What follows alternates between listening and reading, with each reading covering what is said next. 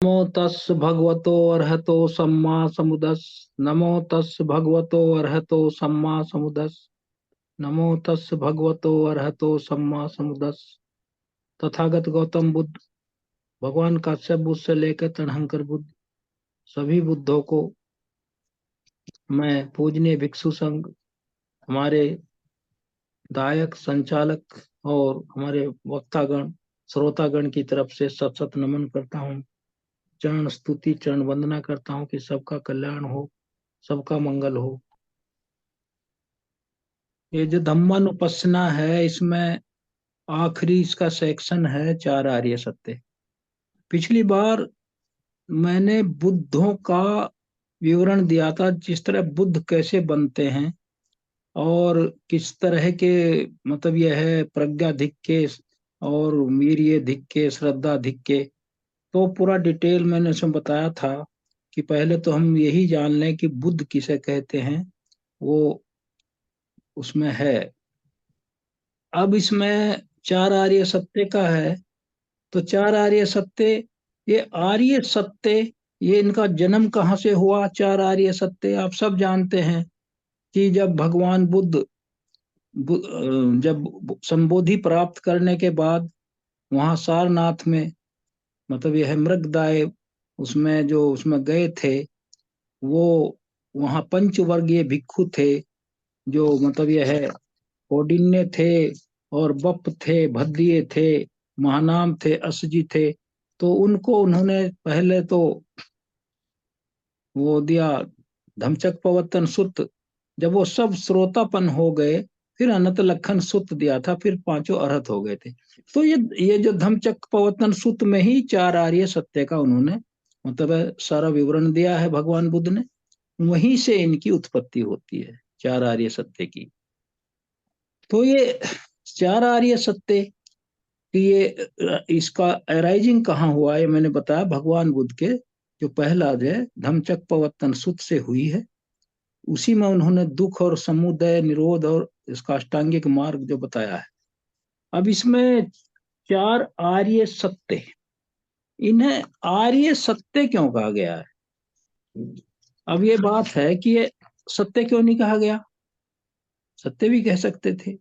चार आर्य सत्य, दुख है, समुदय है दुख का, और निरोध है दुख का, अष्टांगिक मार्ग है।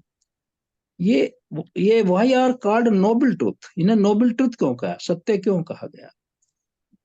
क्योंकि ये भगवान बुद्ध ने कहा है कि इसलिए आर्य सत्य हैं कि जितने पिछले मेरे से पहले 27 बुद्ध हुए हैं, ऑल द फॉर्मर्स बुद्धा, उन्होंने इसको डिस्कवर किया था, इसलिए ये आर्य सत्य हैं। आर्य मीन्स नोबल, जो प्योर, रियल, नॉट अनरियल, अनडिसेप्टिव, जिसमें कोई भी छलावा नहीं है, नाइदर लेस नार मोर, ना तो कम ना ज्यादा, वही जो है इस सृष्टि का, यूनिवर्स का जो स्वभाव है, वो चार आर्य सत्य नंबर वन।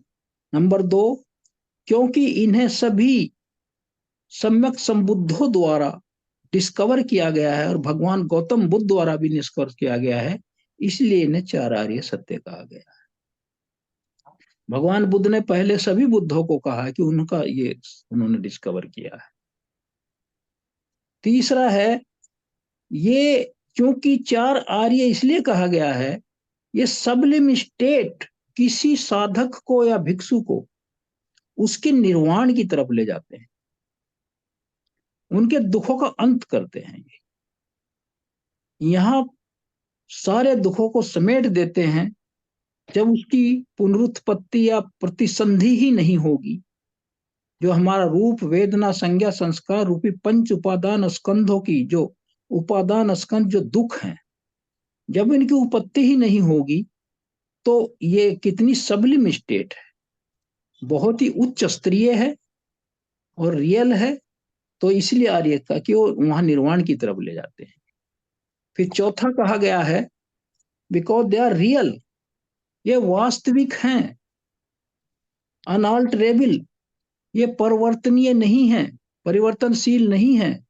दुख जो है उसको कोई कहे परिवर्तनशील है, परिवर्तनशील इस सेंस में कि ये दुख नहीं है, एक आर्य सत्य घटा दो, नहीं, चार ही रहेंगे, तो ये परिवर्तनशील नहीं है, अनडिसेप्टिव है। इनमें कोई भी जो हमारा अस्तित्व है उसके बारे में ये कोई भी चार आर्य सत्य गलत व्याख्या नहीं करते हैं उसमें, इसलिए इन्हें चार आर्य सत्य कहा गया है। फिर आगे कहा है कि जब भी लोक में बुद्ध अराइज होते हैं, जब भी कभी भी, तो वो उन्हीं चार आर्य सत्य को डिस्कवर करेंगे, उनकी व्याख्या करेंगे। उनमें जो हमारा धम्मचक्कपवत्तन सुत्त है, और फिर अनंत लक्षण सुत्त है, फिर आदित्य पर्याय सुत्त है, ये तीन कार्डिनल सुत्त जो हैं वो डिलीवर करेंगे, हर एक बुद्धिस्ट को डिलीवर करेंगे। इसलिए ये चार आर्य सत्य कहे जाते हैं। What for? दुख है, दुख का समुदय है, निरोध है, और निरोधगामी मार्ग अष्टांगिक मार्ग। और ये जो चार आर्य छठा है, चार आर्य सत्य क्यों कहा गया है? क्योंकि इनसे कोई अछूता नहीं है, चाहे वो इसमें देवता हो, मार हो, ब्रह्मा हो, या फिर कोई साध इस कामावचर लोक में जो है साधु हो, ब्राह्मण हो, विद्वान जिसको कहते हैं भगवान बुद्ध, मैं उसी ब्राह्मण कहता हूं जो विद्वान होता है, और जो राजकुमार हो, साधारण व्यक्ति हो, और चाहे कोई वो बुद्ध ही क्यों ना हो, वो सभी इनसे प्रभावित है, कोई नहीं बचता इनसे। ये चारों पर, सब पर लागू होते हैं, चाहे देवता हो, मार हो, ब्रह्मा हो, और इन द जनरेशन ऑफ जो साधु हो, भिक्षु हो, ब्राह्मण हो, विद्वान पुरुष हो, या फिर राजकुमार हो, और पुरुष हो, स्त्री हो, या even the perfect one, noble one, Buddha.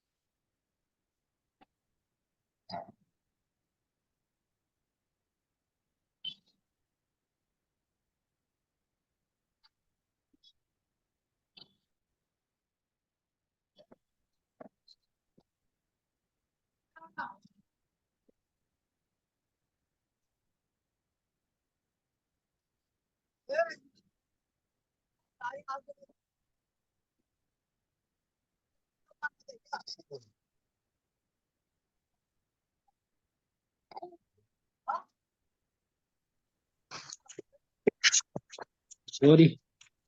तो इसमें जो है ये हो गया।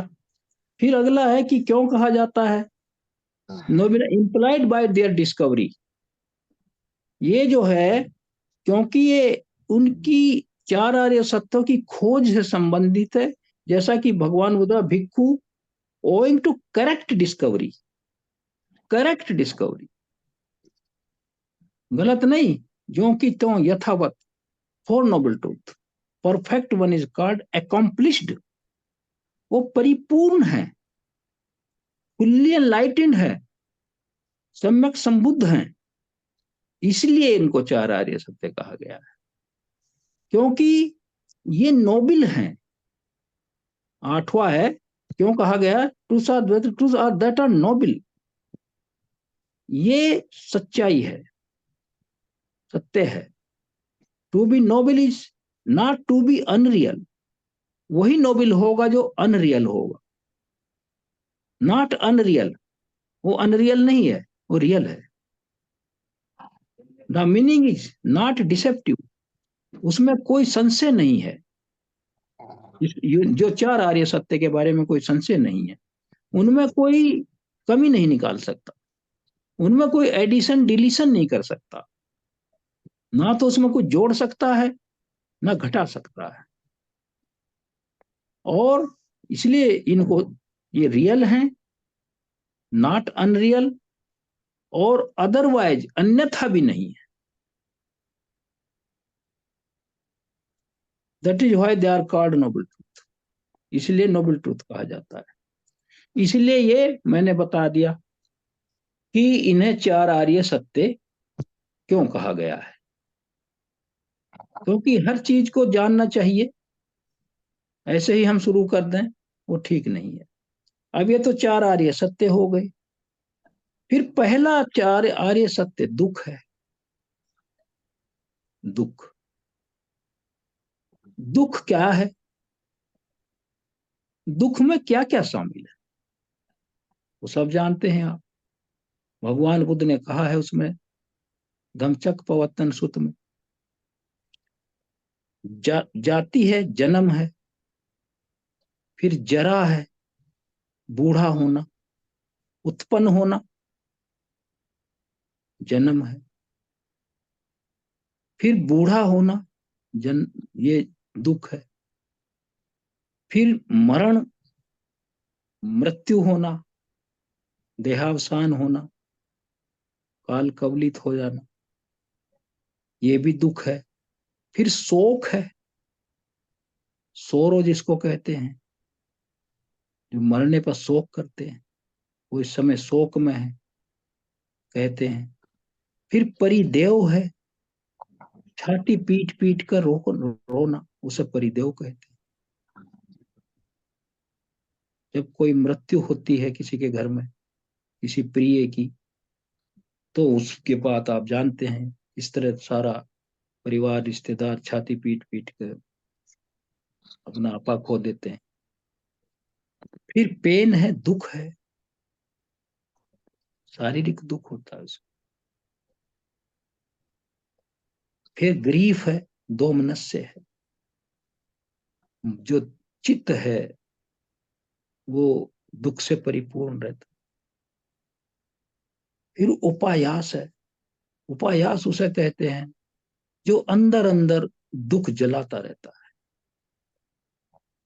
बाद में इसकी अलग व्याख्या करूंगा, अलग अलग इनकी, अभी तो बता रहा हूं।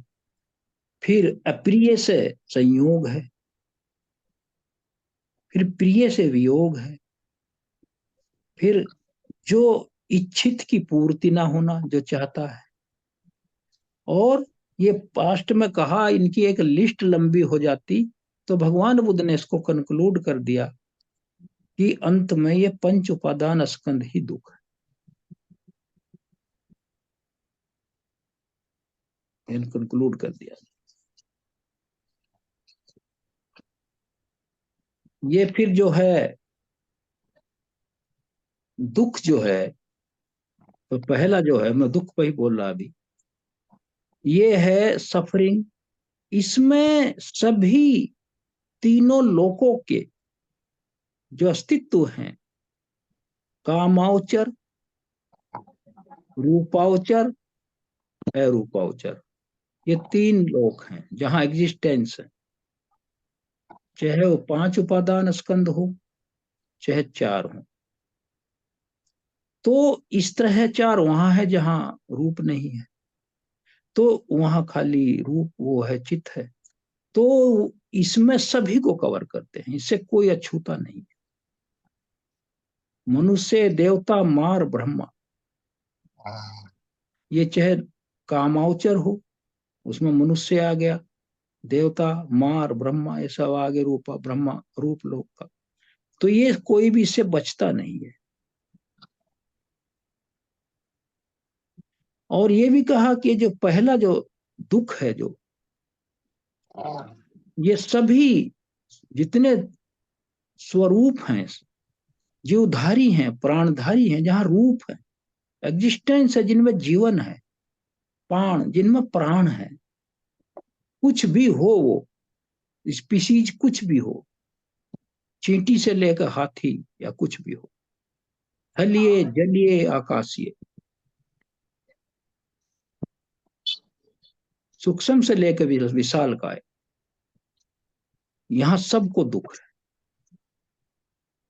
और वो सब दुख के लिए प्रतिबद्ध हैं, ये बच नहीं सकते इससे, दुख। तो ये दुख है। इसके बाद मैं दुख पे बोल रहा, तो दुख क्या है, दुख है क्या, ये कितने प्रकार का दुख है।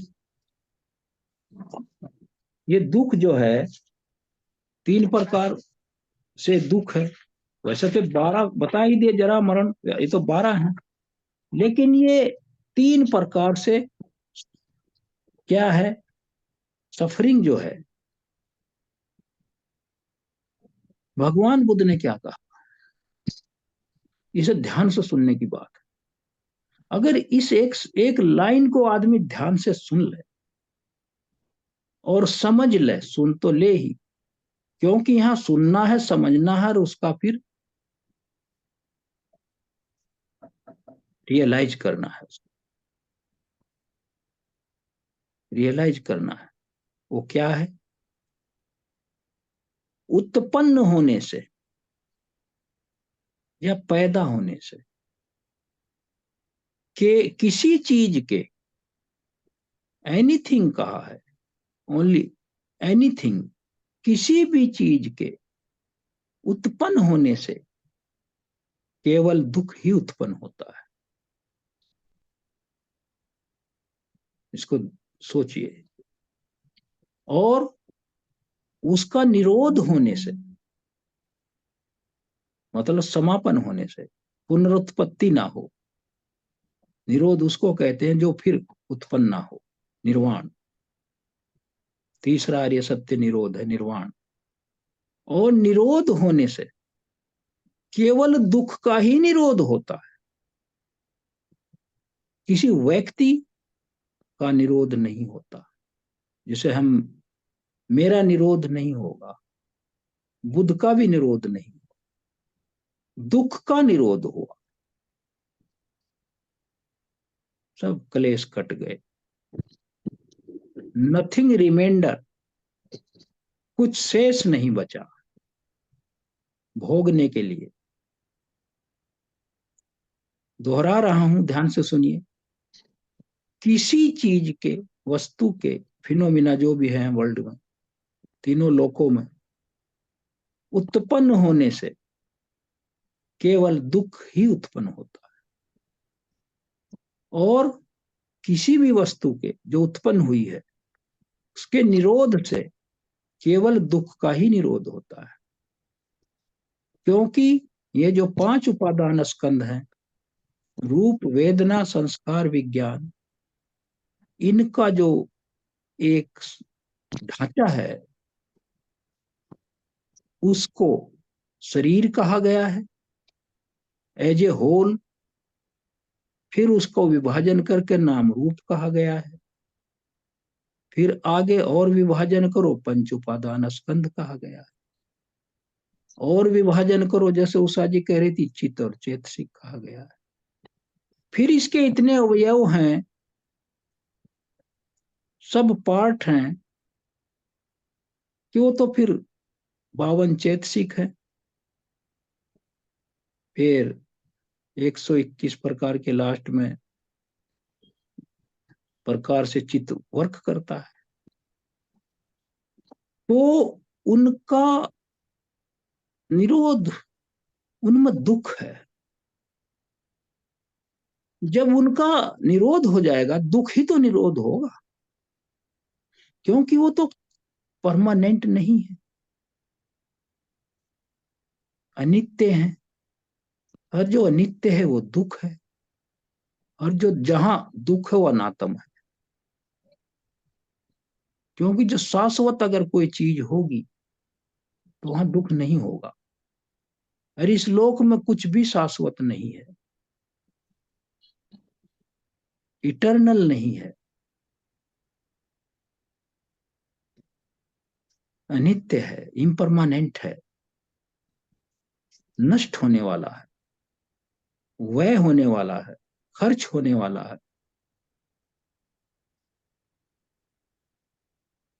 तो इसलिए उत्पन्न होने से केवल दुख ही उत्पन्न होता है, और निरोध होने से केवल दुख का ही निरोध होता है। इस सेंटेंस में, इस वाक्य में निर्वाण की पूरी व्याख्या है।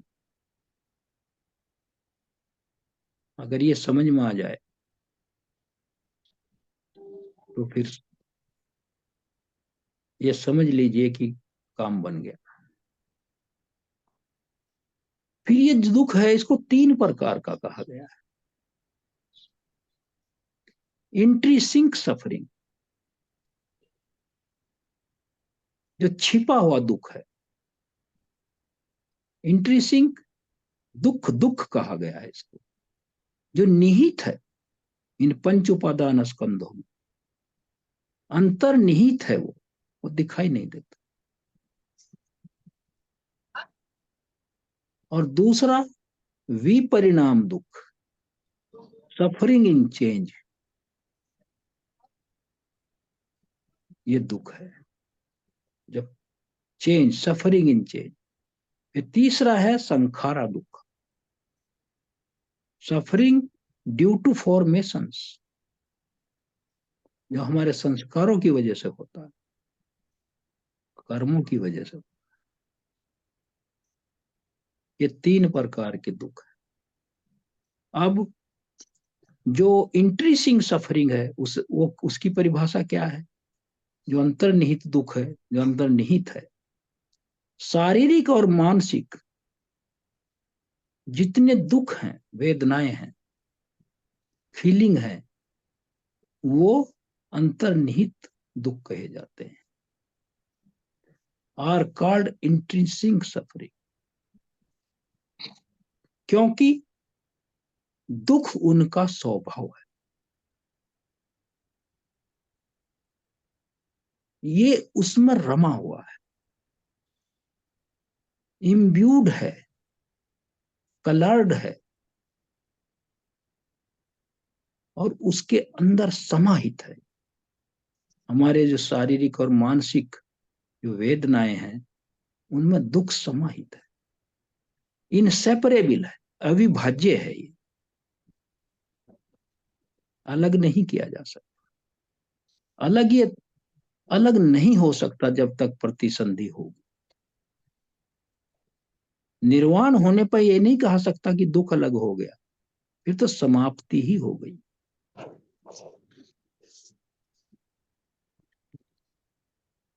तो क्योंकि उसका स्वभाव है, इसलिए इंट्रिंसिक सफरिंग कहते हैं, क्योंकि इसका स्वभाव है। इनका सामान्य नामकरण है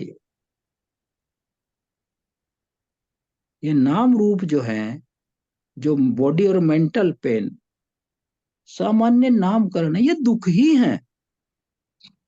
इन्हें दुख, तभी तो पंच उपादान स्कंध ही दुख कहा ना भगवान। And they are in themselves suffering, और वो स्वयं में दुख है, इसलिए इंट्रिंसिक सफरिंग। और फिर आया विपरिणाम दुख,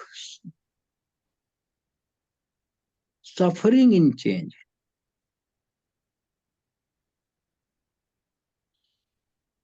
जो ये शारीरिक हमारे बॉडी और मेंटल जो अभी फीलिंग है, वो जब परिवर्तित होती हैं तब दुख होता है। फॉर एग्जाम्पल, किसी के घर में कोई खुशी है किसी भी कारण से, सब लोग आनंदित हैं और उसमें उसका आनंद ले रहे हैं अपने अपने तरीके से, और सोच रहे हैं कि सारी सारी रात जागते हैं, रात ही खत्म ना हो ऐसा लगता है, नींद का नाम निशान नहीं है किसी का भी। अपनी अपनी फीलिंग जो एंजॉयबल है, सब उसमें आनंद ले रहे हैं। उसी समय किसी की मृत्यु की खबर आ जाए, तो जितना वो दुख बाई चेंज, विपरिणाम दुख, ये फीलिंग के बारे में है। क्योंकि हम तो बहुत आनंद मना रहे थे, सब शांत हो जाते हैं, कोई कुछ नहीं बोलता, शोर बंद हो जाता है, वहां शून्यता आ जाती है। 1,000 आदमी बैठे, कोई नहीं बोल रहा। तो दुख बाई चेंज, विपरिणाम दुख। और हमारे दैनिक जीवन में, जैसे उषा जी ने कहा, डेली लाइफ, अभी धम इन डेली लाइफ, उसमें ये हमारी नित्य प्रति की जो दैनिक गृहस्थ का जीवन है, उसमें तो रोज होता है ये दुख बाई चेंज। 24 घंटे में पता नहीं कितनी बार होता है। इन्हीं, कभी गरीबी है, कभी अमीरी है, कभी नुकसान है, कभी फायदा है, कभी अपमान है, कभी सम्मान है, कभी लाभ है, कभी हानि है, यश है, अपयश है, दुख है, सुख। ये जो 8 लोक धर्म प्रभावित करते रहते हैं इन पंच उपादान स्कंधों को, तो वहां तो दुख बाई चेंज। अब हंस रहे हैं, फिर रो रहे हैं, फिर हंस रहे हैं, फिर रो रहे हैं। फिर ये है वो दूसरे तरह का, because they are cause for the arising pain they change. जब वो परिवर्तित होते हैं, वो फीलिंग्स, प्लीजेंट फीलिंग्स, शारीरिक और मानसिक, तो वो परिवर्तन पर दुख देते हैं। अब जो अगला है संखारा दुखा, चाहे न्यूट्रल फीलिंग ही क्यों ना हो, और जितने भी संखारा हमारे संस्कार है, कर्म है, 52 चैतसिक, और वो चाहे तीनों लोक के हों, कामावचर, सेंसुअस प्लेन जिसमें हम हैं, फिर रूपावचर लोक, फाइन मेटीरियल प्लेन जिसमें ये देव हैं, देवता हैं, फिर अरूपावचर जिसमें अभी वाघमारे साहब कह रहे थे, अरूप लोक वाला, नैव संज्ञा न संज्ञायतन, चाहे वो हो, वहां भी दुख पीछा नहीं छोड़ता। क्योंकि उनके जो संस्कार हैं, उनका राइज एंड फॉल होता रहता है। ये संखारा दुख, इसका एक उदाहरण है, कठिन है ये संखारा, फिर मैं इसको जानता हूं। हम, बहुत सरल उदाहरण है, हम सांस खींचा, सांस छोड़ा, इसका क्या मतलब है? सांस इनहेल करने का मतलब है जीवन, एक्सहेल करने का मतलब है समाप्ति।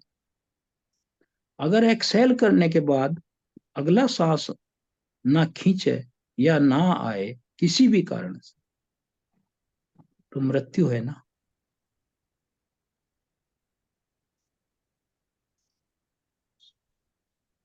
सांस आया, जीवन है, ऑक्सीजन गई, छोड़ा, कार्बन डाइऑक्साइड गई, जो अंदर घातक हो सकती है अगर उसको रिटेन किया जाए। कार्बन डाइऑक्साइड मार डालेगी अगर उसको एक्सहेल नहीं किया गया। तो ये राइज एंड फॉल है। जब हम सांस इनहेल करते हैं, खींचते हैं, तो राइज होता है, उत्थान पतन, और जब छोड़ते हैं तो पतन होता है, क्योंकि अगला सांस ना आए तो मृत्यु। तो ये राइज एंड फॉल है। तो इस पर जब आनापान सती करते हैं, तो यही तो राइज एंड फॉल है। इस पर यही तो ध्यान देना चाहिए जीवन मृत्यु, जीवन मृत्यु, जीवन जीवन मृत्यु। इस तरह से गंभीरता से अगर आनापानसति करें तो पता चलेगा कि एक सांस ही जीवन है। इसलिए भगवान बुद्ध ने कहा है, हम हर क्षण पैदा होते हैं और हर क्षण मरते हैं। We are born and die moment to moment.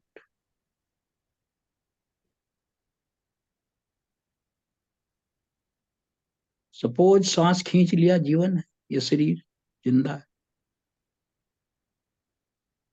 रुक गया तो मृत्यु, शरीर बेकार।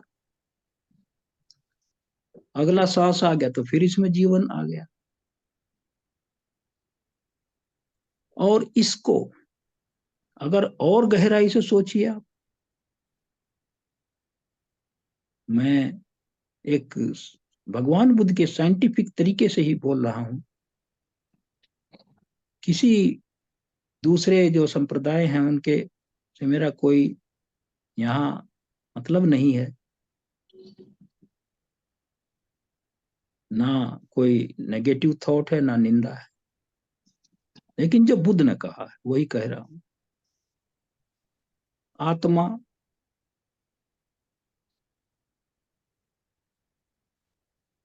का सिद्धांत जो मानते हैं, ठीक है, उनका भी स्वागत है। और हम नहीं मानते, हम आपका सबका स्वागत।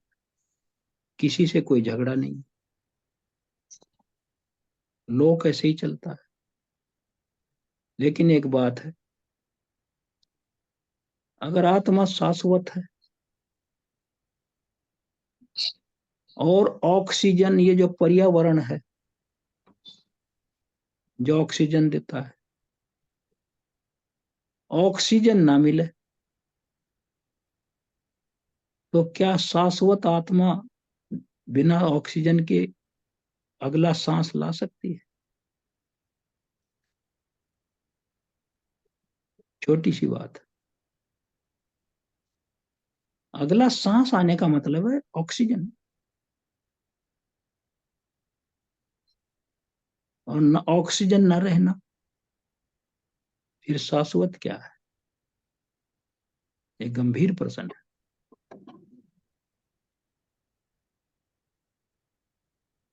मैं इस पर दिन ध्यान लगा रहा था मेडिटेशन के समय।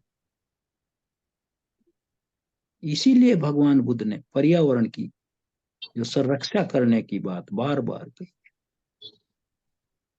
वो जानते थे हमारे जो चार महाभूत हैं जिनसे हमारा नाम रूप बना है,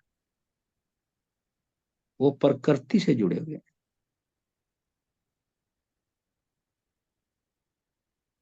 पृथ्वी, जल, अग्नि, वायु। जब वायु ऑक्सीजन नहीं रहेगी तो समाप्त। तो ये इसका वो है। दुख के बारे में मैंने संक्षेप में आउटलाइन बताई। और ये जो 12 प्रकार के दुख हैं जो गिनवाए, जरा मरण व्याधि, इसका मैं अलग अलग ये हैं क्या क्या अगली कड़ी में बोलूंगा, क्योंकि रिकॉर्डिंग हो रही है, कभी भी कोई सुन सकता है, यूट्यूब पर जा रहा। तो इन्हीं शब्दों के साथ मैंने आपको सभी को, समय समाप्त हो गया है, आपको ध्यान से सुनने के लिए साधुवाद देता हूं और सबके सुखी जीवन की मंगल कामना।